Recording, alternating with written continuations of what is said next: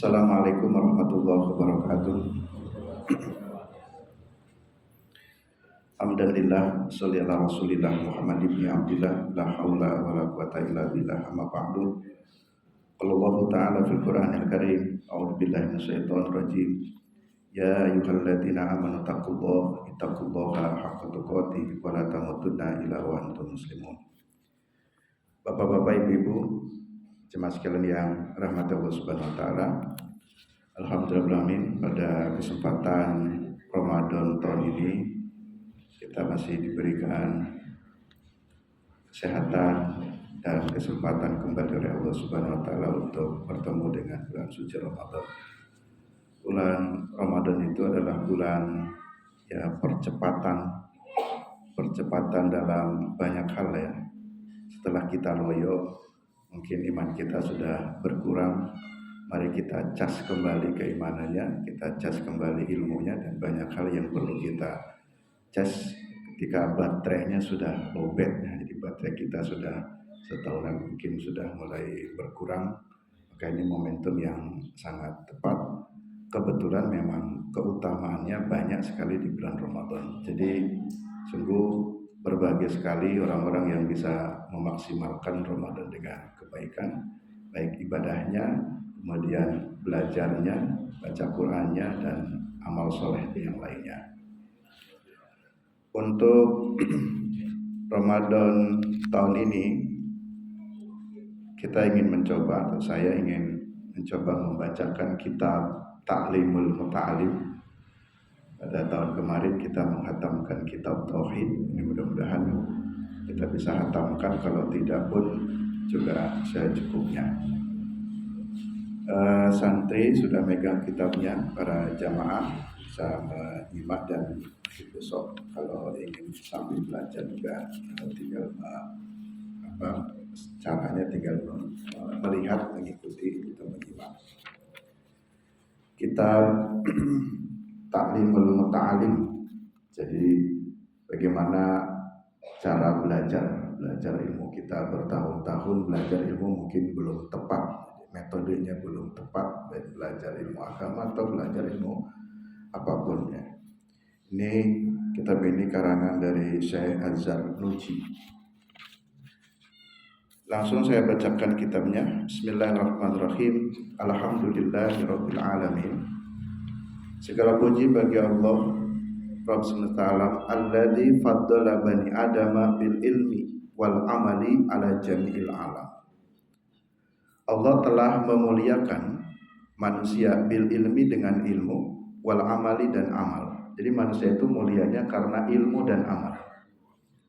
Ala jami'il alami, atas seluruh alam. Jadi kelebihan manusia nih yang telah Allah lebihkan manusia pada yang lainnya karena sebab ilmu dan amal. Wassalatu ala Muhammadin sayyidil arabi wal ajam. Dan salawat mudah-mudahan diberikan kepada Muhammad sallallahu alaihi wasallam, sayyidul arab, tuannya orang Arab, wal ajam, dan selain Arab. Jadi ajam itu asing. Jadi Rasulullah itu ya tuannya orang-orang Arab dan orang-orang selain Arab. Wa ala alihi, dan atas keluarganya, wa ashabihi, dan para sahabatnya. Ya Nabi al-ulumi wal hikam. Ya Nabi, ini bentuk jamak. Jadi ya Nabi itu sumber-sumber. Jadi Rasulullah, keluarganya, dan para sahabat itu merupakan sumber-sumber ilmu dan sumber-sumber hikmah. Ya Nabiul ulum wal hikam. Jadi Rasulullah, keluarga, dan para sahabat itu sebagai sumbernya ilmu dan sumbernya hikmah. Jadi kita belajar ilmu atau mengkaji ilmu ya bisa ngambil dari Rasulullah, dari keluarganya, dan dari para sahabatnya.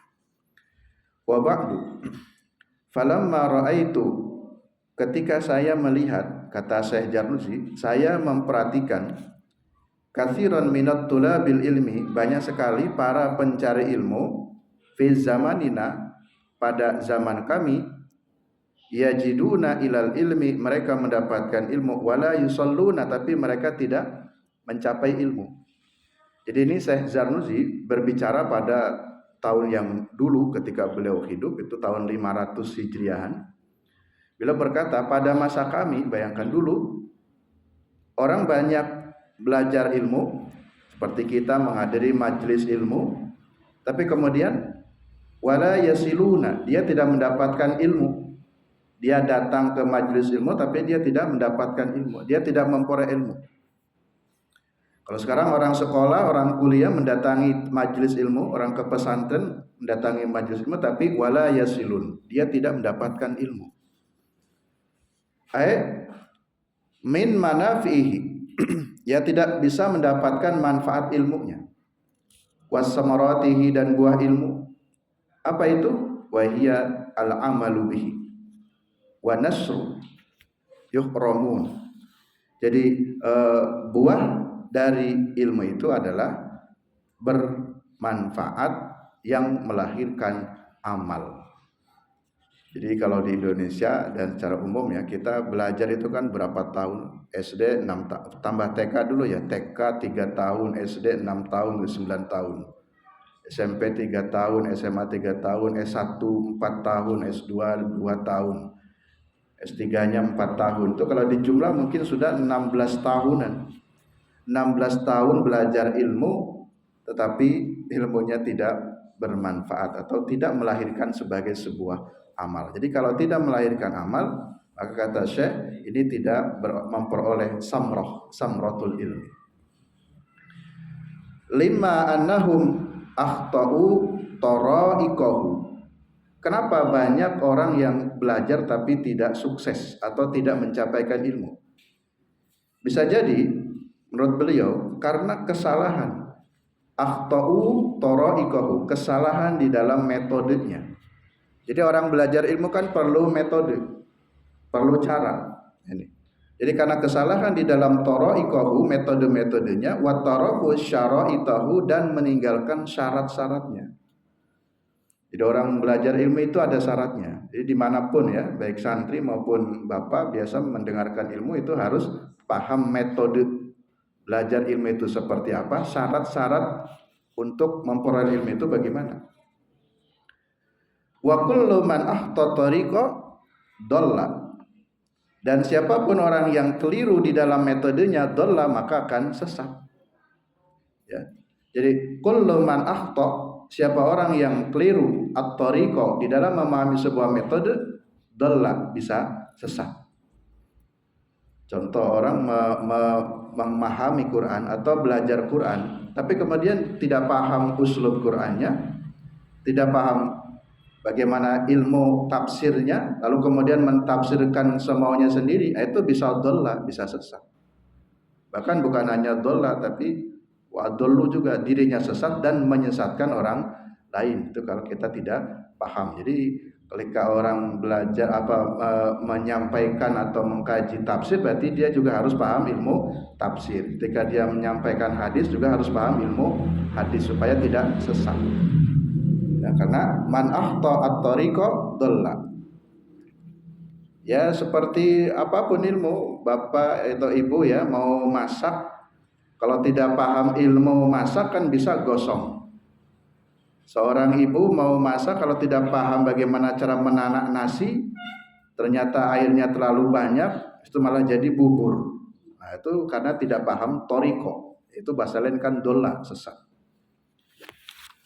Wala yanalu al-maqsud, sehingga tidak bisa memperoleh apa yang dimaksud dari kita belajar ilmu itu. Qalla au jalla, sedikit ataupun banyak. Aradtu wa ahbahtu an ubayyina lahum tariqa ta'allum.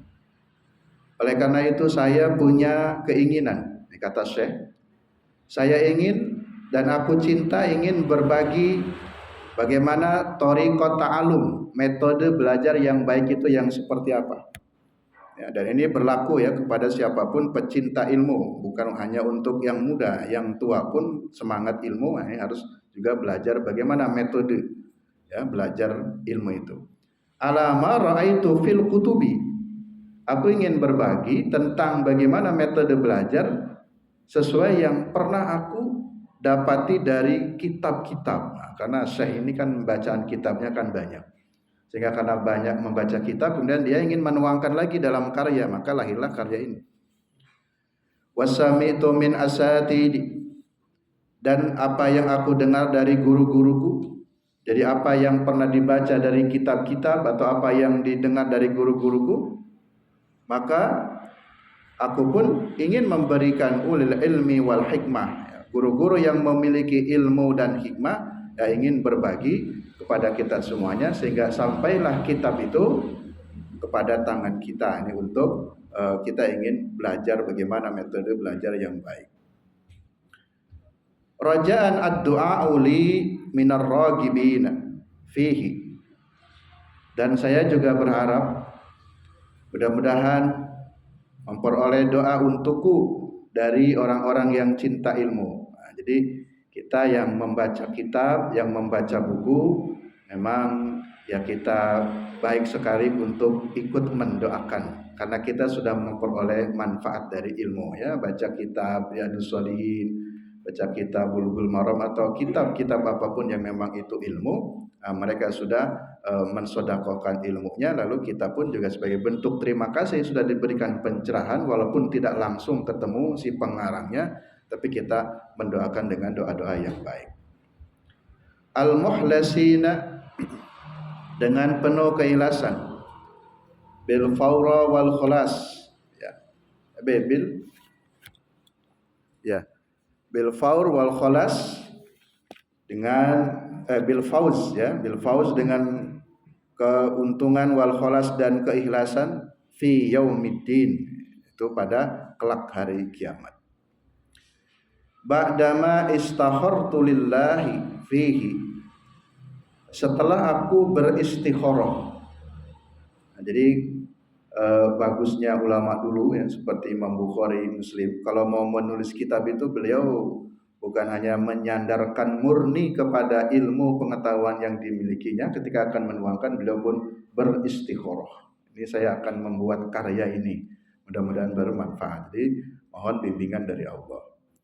Maka aku beristikharah kepada Allah Ta'ala fihi, tentang kitab ini. Wasamaituhu, maka aku beri nama kitab ini dengan judul Ta'limul Muta'allim Thariqat Ta'alumi. Jadi metode atau belajarnya siapa al-muta'allim, orang yang ingin belajar, orang yang belajar, Thariqat Ta'alumi, akan metode belajarnya. Wa ja'altuhu fusulan, aku menjadikan dalam kitab ini beberapa fasal. Ada beberapa bab. Di antaranya atau yang pertama, faslun fi mahiyatil ilm wal fikhi wa fadlihi. Nanti kita akan bahas di bab yang pertama tentang hakikat ilmu, hakikat fikih, dan keutamaan ilmu serta keutamaan fikih. Jadi orang untuk belajar satu ilmu itu ya harus punya semangat dulu apa keutamaannya. Mungkin kalau orang nggak paham keutamaan kan malas untuk belajar sesuatu itu. Keutamaan itu apa tuh? Lalu hakikatnya apa? Apa itu ilmu? Apa itu fikih? Itu nanti di dalam bab yang pertama. Yang kedua, faslun fin niyati fi hali ta'alumi. Bab tentang niat fi hali ta'alumi, ketika belajar. Jadi niat yang baik itu yang seperti apa? Faslun fi tiyaril ilmi, bagaimana cara memilih ilmu. Nah, jadi ilmu pun juga harus dipilih karena ilmu itu kan luas. Tidak semua ilmu mampu kita pelajari semuanya. Jadi harus bisa memilih. Mau memilih ilmu apa yang prioritas. Wal ustad, kita juga perlu memilih ustad, memilih guru. Jadi belajar agama pun harus jelas. Kalau istilah sanadnya kemana, gurunya siapa, kompetensi guru yang kita ikuti itu bagaimana, harus jelas. Wasyarik, demikian pula teman. Jadi berteman pun kita harus bisa memilih, ya. Itu yang dimaksud ikhtiyaril ilmi wal ustadi wasyarik. Kita juga harus bisa bagaimana cara memilih ilmu, memilih guru, memilih teman, ya. Itu nanti akan dibahas dalam bab berikutnya. Kemudian wassabat, dan juga ketabahan, sabar. Jadi belajar pun harus sabar. Kemudian pada bab berikutnya, faslun fi ta'dimil ilmi wa ahlihi. Bab yang menjelaskan bagaimana perlunya kita takdim terhadap ilmu. Jadi menghormati ilmu, ilmu itu harus dihormati. Jadi misalkan ya, kita baca Quran. Quran itu kan ilmu. Maka baca Quran itu juga harus dengan ilmunya. Jadi cara membawanya, cara meletakkannya jangan sembarangan. Itu bagian dari menghormati ilmu. Wa ahlihi, dan juga harus menghormati orang yang berilmunya. Artinya ketika ada seorang guru menyampaikan ilmu, ya ilmunya kita hormati, ya orang yang menyampaikannya pun kita hormati karena dia telah menyampaikan ilmu. Kemudian faslun fil jiddi wal mu'adhabati wal himmati. Fasal tentang bagaimana kesungguhan. Ini juga penting, bagaimana cara kita bersungguh-sungguh. Wal mu'adhabati, dan bagaimana caranya untuk istiqomah. Jadi tetap continue, tetap semangat. Nah, sekarang di bulan Ramadan hari pertama sampai hari terakhir kita tetap istiqomah. Wal himmah, dan juga himmah ya, keinginan yang kuat untuk menjaga niat itu kan harus terus dipasang, jangan sampai turun. Dan itu godaan bagi para pencari ilmu itu banyak ya. Misalkan di pesantren targetnya 3 tahun, baru 3 bulan alasan sudah tidak betah, nanti ngerengek kepada bapak ibunya atau uti kakungnya, kung aku nggak betah di pesantren, kakungnya nuruti wis mesake. Padahal itu bagian dari cobaan orang yang belajar, harus belajar sabar. Faslun fi bidayatis sabaq wa qadrihi wa tartibihi. Nanti dalam kitab ini kita pun akan belajar bagaimana cara memulai mengkaji ilmu itu seperti apa. Kemudian ukuran, takaran ilmu bagaimana, wa tartibihi, dan urutannya kalau ingin belajar ilmu urutannya apa dulu. Kemudian faslun fit tawakkuli, pasal tentang tawakal. Bagaimana kita belajar tawakal. Faslun fi waqti tahsil, pasal tentang waktu-waktu untuk memperoleh ilmu. Jadi waktu belajar pun ada waktunya. Jadi waktu yang pas, Bapak Ibu ingin belajar apa, itu yang pas itu belajar itu setelah subuh atau jam 9 pagi ataukah sore ataukah malam. Jadi harus cari waktu yang pas.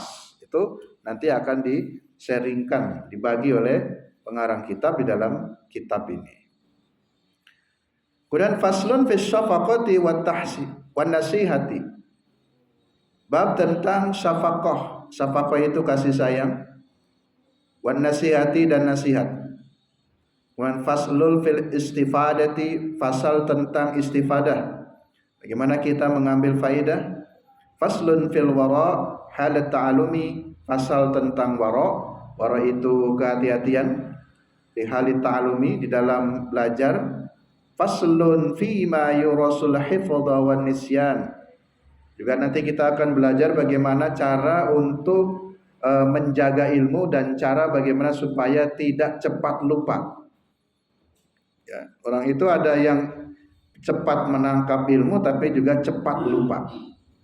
Ada orang yang lambat dalam mendapatkan ilmu tapi juga kemudian lama untuk memegang ilmunya.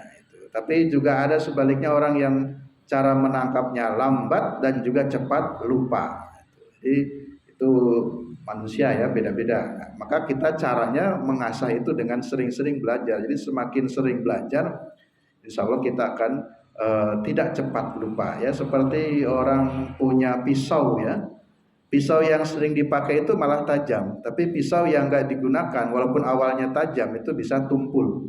Jadi otak manusia itu harus sering dipakai. Nanti ada penjelasan secara khusus tentang bab tersebut. Kemudian faslun fi ma yajribu zarqa wa ma yamna. Kita pun akan belajar tentang bagaimana cara supaya mendapatkan rezeki atau hal-hal yang bisa menghalangi rezeki. Dengan ilmu kita dipermudah oleh Allah, rezekinya mudah. Tapi juga ada orang yang berilmu tapi rezekinya kok susah ya. Mungkin dia sudah kuliah S1, S2, S3 tapi mesti nganggur terus umpamanya. Seperti dohirnya rezekinya kok seret. Nah ini jangan-jangan ada hal yang salah ketika belajar ilmunya. Wa ma yazidu fil umri wa ma yanqus. Demikian apa-apa yang bisa memanjangkan umur atau apa yang bisa mengurangi umur ya. Dalam pengertian dengan ilmu itu ya kita bisa menjadi cerdas ya, panjang umurnya atau juga menjadikan berkurang. Wa ma taufiki, dan tidaklah ada taufik illa billah kecuali dari Allah. Oleh karenanya alaihi tawakkaltu, kepadanya lah aku bertawakal, wa alaihi unibu, dan kepadanya aku kembali. Ibu-ibu, bapak-bapak, jemaah sekalian yang rahmati Allah Subhanahu wa taala. Jadi ini penghantar kitab Ta'limul Muta'alim. Baik, kita lanjut masuk ke bab 1. Bismillahirrahmanirrahim. Faslun fi mahiyatil ilmi wal fikhi wa fadlihi. Bab tentang hakikat ilmu atau keutamaan ilmu, wal fikhi, keutamaan fikih, wa fadlihi, hakikat ilmu, hakikat fikih, wa fadlihi, dan keutamaannya. Qala Rasulullah sallallahu alaihi wasallam, Rasulullah sallallahu bersabda, talabul ilmi faridatun ala kulli muslimin wa muslimat. Cari ilmu itu fardu atau wajib atas setiap muslimin dan muslimat. Kalau dalam riwayat hadis ada yang tertulisnya tidak pakai kata muslimat. Jadi thalabul ilmi faridatun ala kulli muslimin. Kalau dalam kitab ini pakai tambahan muslimat. Karena pada dasarnya kata muslimin itu bentuk mudzakkar, itu sudah mencakup juga untuk muannas, baik laki-laki maupun perempuan. Jadi mencari ilmu itu wajib. Jadi Bapak Ibu kita semuanya berarti kena hukum wajib. Kalau tidak belajar berarti berdosa. Ilam, ketahuilah, bi'annahu la yuftaradu ala kulli muslimin wa muslimatun talab kulli ilmin. Ketahuilah, tidak diwajibkan untuk setiap muslim itu mempelajari semua ilmu. Di sini kan ilmu itu luas. Yang Nabi katakan mencari ilmu itu wajib. Terus ilmu apa yang wajib dipelajari? Apakah seluruh ilmu? Nah, misalkan nih kita semua yang mungkin di sini tidak ada yang ahli ilmu falak. Jika falak itu wajib, berarti kita berdosa semua. Ketika tidak belajar ilmu falak. Mungkin di antara kita ada yang tidak ahli dalam ilmu waris. Kalau kita nggak belajar waris, berarti berdosa. Jadi ilmu apa yang wajib dipelajari itu? Sehingga menurut saya tidak semua ilmu itu wajib untuk dipelajari. Sehingga nanti dilihat ilmu apa yang wajib. Belajar bengkel itu juga akan ilmu. Saya tidak bisa belajar bengkel. Bagaimana cara mendandani motor? Kan ilmu juga. Apakah ilmu teknik wajib dipelajari oleh semua orang? Maka tidak wajib dipelajari oleh semua orang. Tapi bagi orang yang bercita-cita ingin jadi tukang bengkel, maka ilmu teknik itu wajib hukumnya bagi dia. Nah, gitu-begitu nanti. Bal yuftaradu alaihi talabul ilmil hal. Tapi yang diwajibkan itu adalah ilmu hal. Ya. Jadi yang Nabi katakan mencari ilmu itu wajib. Yang mana yang wajib dipelajari? Yang wajib dipelajari itu adalah ilmu hal, ilmu hal. Hal itu kan bahasa Arabnya keadaan, ilmu tentang keadaan. Ilmu tentang keadaan di sini yang dimaksudlah ilmu yang setiap saat harus digunakan atau ilmu yang setiap saat itu akan dilakukan. Contoh, Bapak Ibu sekalian, kita setiap hari sholat. Karena sholat itu sesuatu yang harus dilakukan setiap saat, mesti kita sholat. Berarti belajar ilmu sholat itu wajib hukumnya. Nanti rangkaiannya sholat itu harus diawali dengan bersuci. Berarti belajar tentang toharoh wajib hukumnya bagi setiap kita. Nah itu.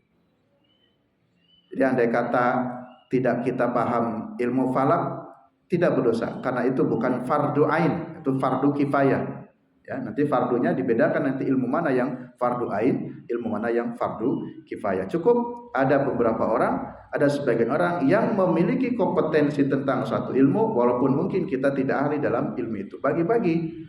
Ada yang ahli bengkel, ada yang pinter listrik. Ini kalau nggak ada yang bisa listrik, kalau listrik masjid mati, rusak, nggak ada yang paham. Maka ilmu itu wajib dipelajari. Tapi wajib bagi siapa?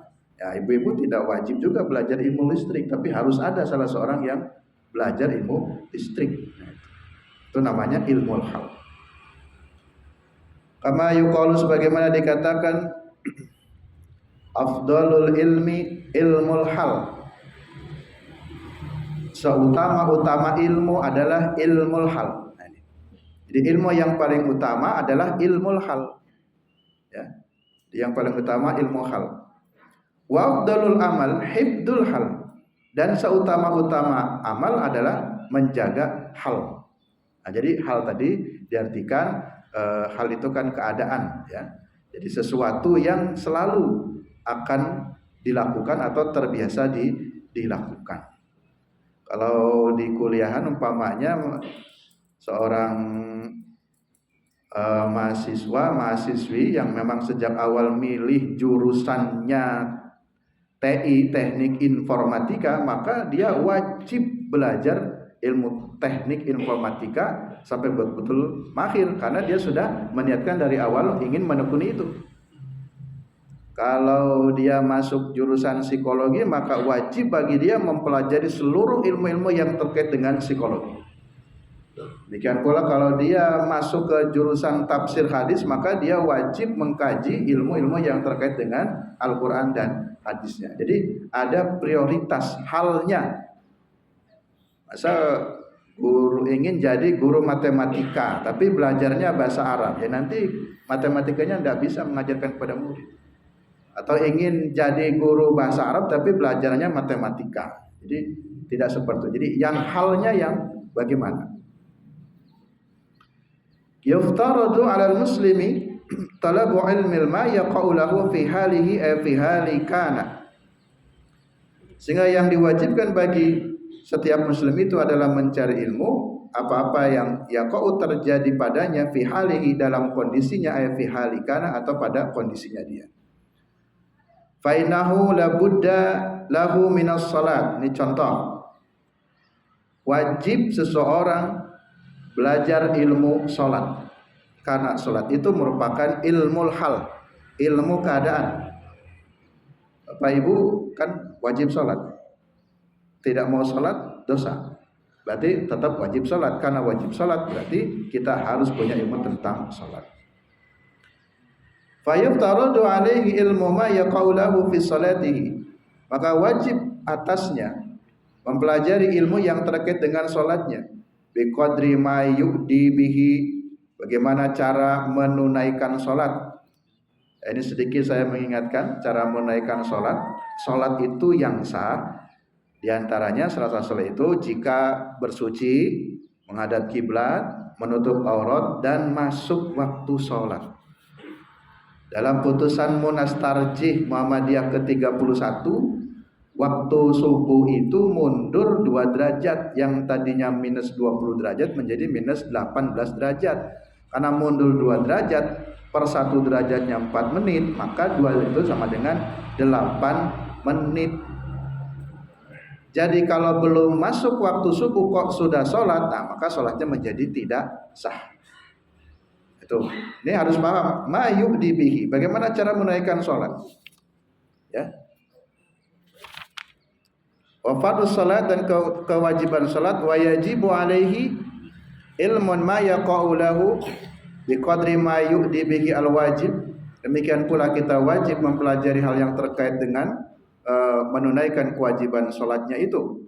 Karena li'anna ma yatawassalu ila iqamatil fardi yakunu fardhan. Sesuatu yang bisa menghantarkan kepada tercapainya kewajiban, maka itu pun menjadi wajib. Jadi begini, kalau sholat itu hukumnya wajib, hal-hal yang terkait untuk menyempurnakan sholat berarti wajib pula. Ini contoh saja. Ibu-ibu kalau sholat pakai mukena, ibu-ibu kalau sholat pakai rukuh. Rukuh itu satu wasilah yang digunakan untuk menutup aurat. Jika cara menutup aurat itu dengan menggunakan rukuh, berarti ibu-ibu wajib beli rukuh. Nah gitu. Jadi membeli mukena itu bisa jadi wajib. Wajibnya bukan karena persoalan wajib beli mukenanya, tapi wajib sholatnya.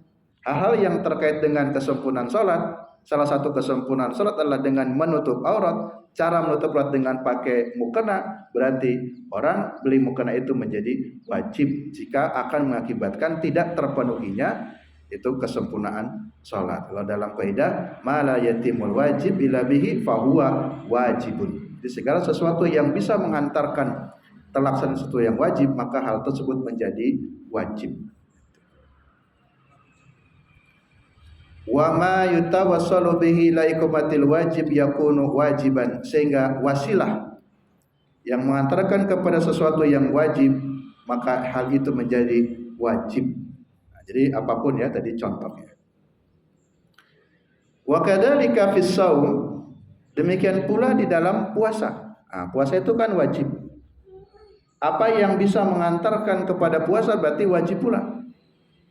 Misalkan puasa itu kan menahan haus dan lapar.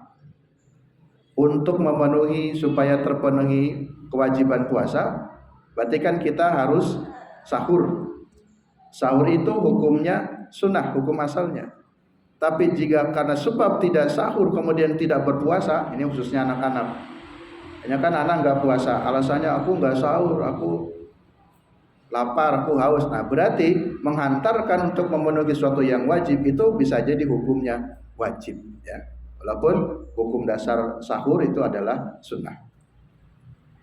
Waz zakat, zakat itu hukumnya wajib. Maka hal-hal yang terkait in kana lahu malun, ya. Jadi zakat itu wajib jika dia memiliki harta. Jadi jika seseorang punya harta dan sudah masuk nisab, itu menjadi wajib. Dan hal-hal yang terkait dengannya juga menjadi wajib. Jadi belajar ilmu zakat, belajar ilmu puasa itu menjadi wajib pula, bukan hanya sekadar belajar ilmu sholat, karena itu posisinya wajib. Nah, jadi bapak punya warung tuh, punya usaha, punya toko, sudah tahu nih bahwa di dalam harta terdapat zakatnya, berarti kalau begitu belajar ilmu zakat hukumnya wajib, karena ini akan menghantarkan sesuatu yang wajib. Nanti kalau keliru cara menghitung zakatnya, atau malah harusnya zakat malah tidak zakat. Wal hajju in wajib alaihi, kita juga wajib belajar ilmu tentang haji jika sudah ya masuk wajib haji. Misalkan ya, mohon maaf ya, seorang yang belum mampu haji atau istilahnya orang yang miskin, maka dia tidak wajib untuk mempelajari manasik haji, manasik umroh, karena dia belum akan untuk berangkat haji. Tapi seiring waktu, jika dia sudah terpenuhi in wajib alaihi, jika sudah ada hukum wajib kepadanya, hartanya banyak, dia sudah cukup dan sudah memperkirakan, maka dia wajib untuk belajar ilmu haji atau tentang manasik haji. Dan sampai sudah wajib hajinya, tapi sampai berangkat pun dia tidak mau mempelajari manasik hajinya. Jadi tadi ilmu halnya disesuaikan. Terkait dengan zakat dan haji, di sini ada tambahan syaratnya, in kana lahu mal, kalau punya harta. Kalau dalam wajib in kana lahu wujib atau istita'ah. Wa kadzalika fil buyu', demikian pula dalam bab jual beli in kana yatajiru. Dalam bab jual beli, apabila dia akan berjualan, maka dia harus belajar ilmu tentang bisnisnya. Kan orang terketuk hatinya, dah ini Ramadan mau buka lapak jalannya Pembayun, siapa tahu rame.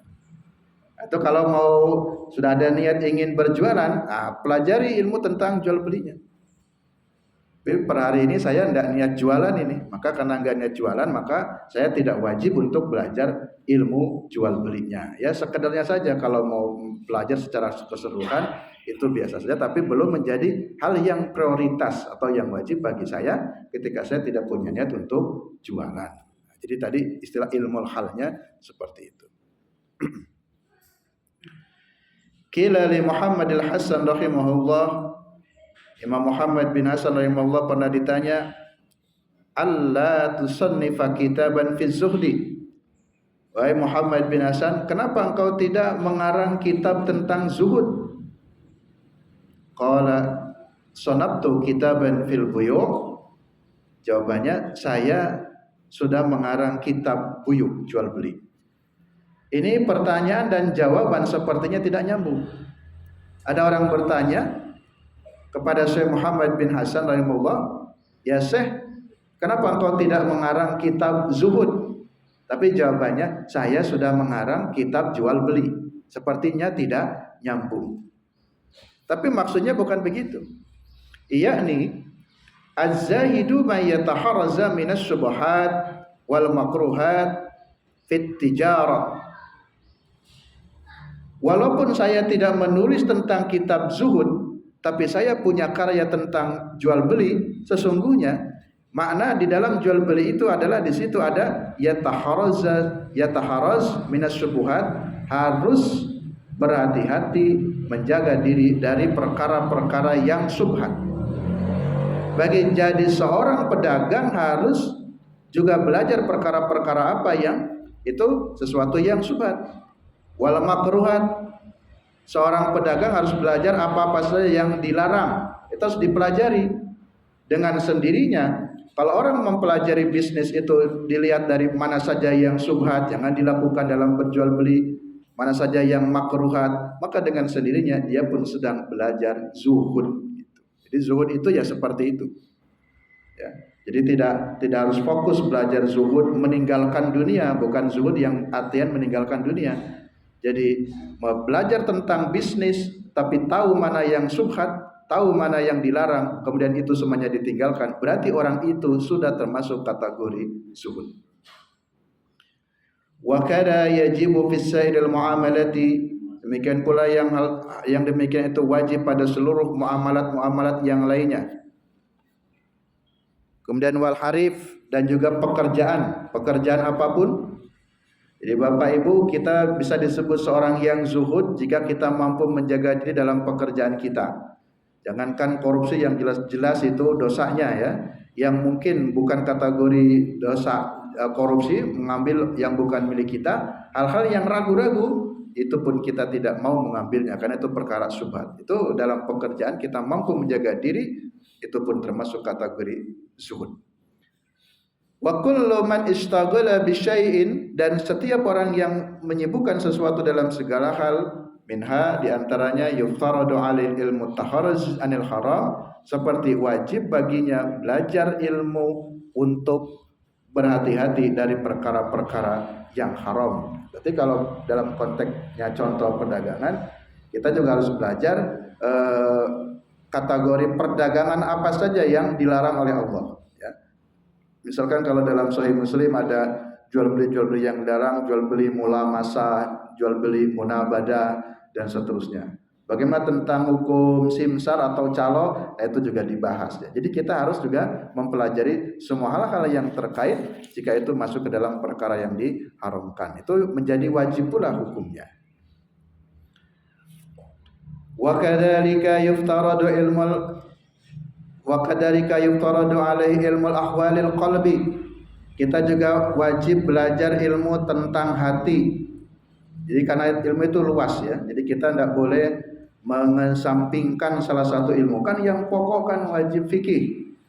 Ya fikih wajib, tetapi juga ilmu hati juga wajib atau tazkiyatun nufus. Ya, ilmu tentang belajar hati, tentang kebersihan hati. Maka kita juga perlu belajar membaca kitab-kitab yang terkait dengan tazkiyatun nufus selain belajar kitab fikih. Nah, ini termasuk salah satu ini bagian dari kitab tazkiyatun nufus ya, di dalam kaitan juga akhlak ya, akhlak di dalam belajar. Seperti apa ilmu terkait dengan ahwalul qalbi, minat tawakal wal inabah. Ya, inabah itu pertobatan, wal khasyah dan takut, warido dan ridho. Itu semuanya harus kita pelajari. Kita ini di Ramadan akan semuanya teruji ya. Akan teruji kesabarannya, keridhoannya, tawakal ya, dan hal-hal yang terkait dengan ahwalul qalb. Fa innahu waqi'un fi jamil ahwal, karena hal itu selalu terjadi dalam segala hal. Kita kan berinteraksi dengan anak, ada kalanya marah dengan anak, berarti kan kita perlu menjaga hati. Kita berinteraksi dengan sesama teman dalam asrama, umpamanya santri dengan tetangga, dengan siapapun, mertua, menantu. Itu sesuatu yang hal mesti terjadi. Karena mesti terjadi, mungkin ada ucapan yang tidak nyaman, mungkin ucapan dia tidak nyaman buat kita, atau mungkin ada ucapan atau perbuatan kita tidak nyaman buat mereka. Berarti kita pun harus belajar bagaimana nih cara bersikap menjaga ahwalul qalbi.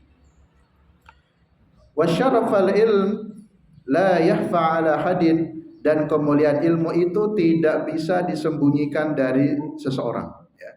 Jadi ini manfaat ilmu itu akan nampak walaupun mau ditutup-tutupi tidak bisa, ya. Itu tidak bisa disembunyikan karena ilmu itu mesti akan memberikan faidah.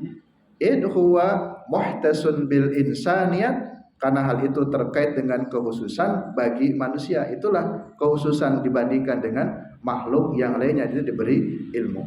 Lianna jami'al khisal siwal ilmi yashtariku fiha al-insan wa sairul hayawanat.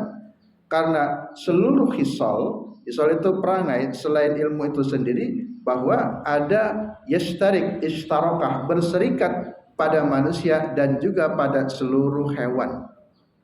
Jadi manusia dan hewan pun punya ilmu. Apa contoh? Kasaja'ah, keberanian. Itu hewan juga berani. Ya, pemberani. Manusia juga punya sifat pemberani. Kan hampir sama. Kalau ingin berani, pelajari tentang ilmu berani bagaimana. Lalu wal jurah. Jurah itu ya berani, ya nekat. Wal kuat dan kuat. Wal jud. Judi itu kalau ini kan dermawan, tapi juga bisa diartikan lembut, wasyafaqah, dan juga kasih sayang. Nah itu dengan sendirinya ketika hewan saling berkasih sayang, dia punya ilmu tentang kasih sayang. Jadi ada beberapa ilmu yang bisa berserikat, artinya pada manusia dan hewan pun memiliki ilmu yang sama, tetapi tentu hal itu akan berbeda dengan kekhususan fadilah ilmu bagi manusia.